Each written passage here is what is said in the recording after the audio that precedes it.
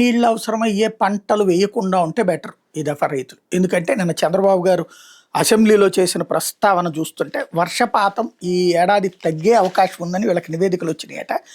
కాబట్టి ముందే సిద్ధమవుదాం, 790 టీఎంసీలు నిల్వ ఉన్నాయి అని చెప్తున్నారు. ఏడాది జూలై నాటికి వెలుగొండ నీళ్ళు ఇస్తాం, అది పక్కన పెడితే పుష్కరాల కన్నా ముందే పోలవరం పూర్తి, అది పక్కన పెడితే మెయిన్ వచ్చేటప్పటికి ఖరీఫ్ మే 15 కల్లా ఖరీఫ్ సాగు చేయించాలన్నమాట. మేలో సాగు చేయించేస్తే సెప్టెంబర్ లోపు అయిపోతుంది. ఆ తర్వాత ఈ తుఫాన్లు వర్షాలు ఈ గోళాలు ఉండదన్నమాట. కాబట్టి మంచి ఆలోచన. ఇదివరకు కృష్ణా డెల్టా అంతా కూడా మే 15 నుంచి బిగినయ్యి జూన్ ఎండింగ్ కల్లా నాట్లు వేసేసేవాళ్ళు. ఆ తర్వాతన ఆగస్టు సెప్టెంబర్ కల్లా అయిపోయేది. అందుకనే అప్పుడు 3 పంటలు పండిన రోజులు ఉన్నాయి, 2 పంటలు పండిన రోజులు ఉన్నాయి. తర్వాత ఈ ఆల్మట్టి కట్టాక అందరి నోట మట్టి అయింది. ఆ నీళ్లు పైనుంచి కిందకి రావడానికే ఆగస్టు సెప్టెంబర్లో అయిపోతున్నాయి.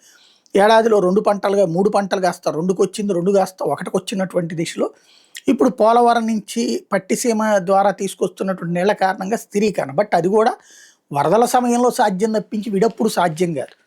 పులిచింతల దగ్గర స్టోర్ చేసిన 45 టీఎంసీల నీళ్లు ఉపయోగం ఉంటుంది. టోటల్గా మన జలాశయాల్లో 790 టీఎంసీల నీళ్లు నిల్వ ఉంచారట. ఆ నీళ్ళని సద్వినియోగం చేద్దాం అన్నటువంటిది ఒక ప్రణాళికతో ముందుకెళ్తామంటున్నారు రైతులు. సాధ్యమైనంత వరకు నీళ్ల మీద తక్కువ ఆధారపడేది, అంటే కొన్ని పంటలకి నీళ్ళు ఎక్కువ అవసరం అయితే కొన్ని పంటలకి తక్కువ అవసరం అవుతాయి. ఆరుతడి పంటలకి తక్కువ అవసరం. అట్లాంటి వాటి మీద కాన్సన్ట్రేట్ చేసుకుంటే రేపు ప్రభుత్వం మీద గొడవ పడాల్సిన అవసరం ఉండదు. ఆలోచించుకోవడం బెటర్.